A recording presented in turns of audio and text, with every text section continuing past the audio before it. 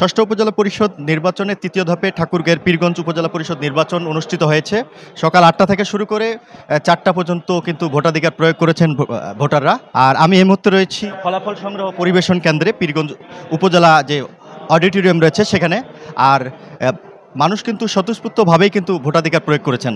আর আপনাদের জানিয়ে রাখি যে পীরগঞ্জ উপজেলা 10টি ইউনিয়নে একটি পৌরসভায় ৭৬টি ভোট কেন্দ্র রয়েছে, সেখানে ২,০৬,৮৭৪ জন মোট ভোটার রয়েছে।